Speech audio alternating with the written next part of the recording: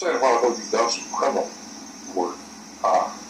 Can you tell me a little about that? What sort of? I didn't do much, but I taught criminal law. I did some, I never did a criminal trial. I did, jury trial. I did, probable cause hearings, other cases.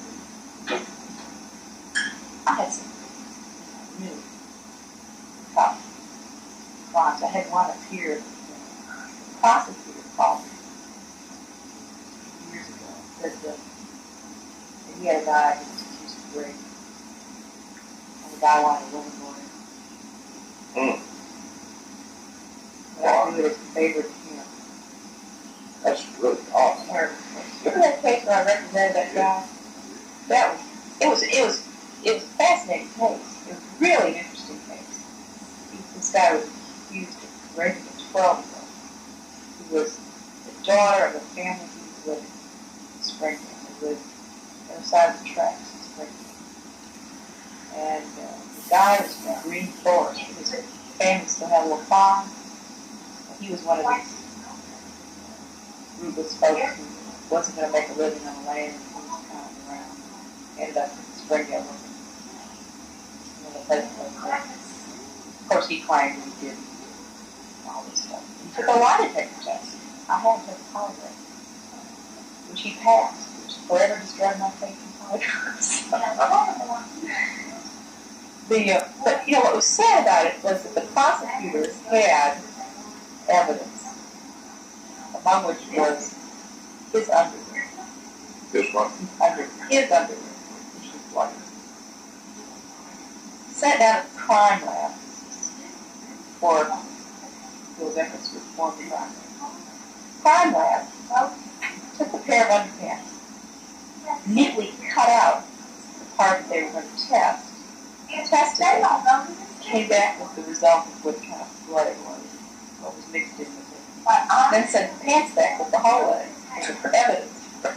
So I got ordered to see the evidence, and the prosecutor didn't want me to see the evidence. I had to go to Moffat Coven. Ms. Moffat said, yes, indeed, I had a right to see the evidence before it was presented. They presented the underpants. Well, hold on. I said, what kind of evidence is that?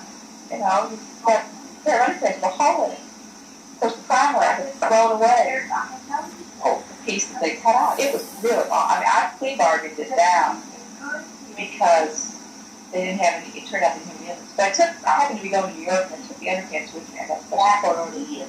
And I went to Brooklyn, where this man's name I now cannot remember, who had shared the Nobel Prize for his work on the RH factor, and was one of the real premier investigators in the field of blood. Had retired from Sloan Kettering or someplace up there. He still lived in the same house where his father had been born, and we now had a huge fence around it every time this bombed out section of Brooklyn. And he had taken a real interest in forensic work. And so he would analyze blood stains if he got interested in the case. So the stories of the grapevine was if you could get him interested in the case, then you had the foremost expert in the world willing to testify if somebody that came out the way you wanted it to come out. So I wrote him and got an appointment to see him and took a taxi over this section of Brooklyn I'd never heard of, never seen before. Got through the gates, got into his office, and he had a basement, it was absolutely packed with detective magazines, things like that. And he sat at his little desk, and I pulled out my underpants, gave them to him. Started analyzing, looking at the fibers, magnifying glass and all that stuff. He said, you can't do anything. You can't even use that. He had slight trace, but it wouldn't be enough to test. I went back and told Maynard Gibson that I had, I cut out who's who, and I've done all this stuff, and I handed it to Maynard Gibson. I said, well, this guy's ready to come from New York and read this miscarriage of justice. So we were going to plea bargain. So I went before Moffat Cummings to present the plea. And Moffat said, what is this? And Gibson said it was, first degree rape. But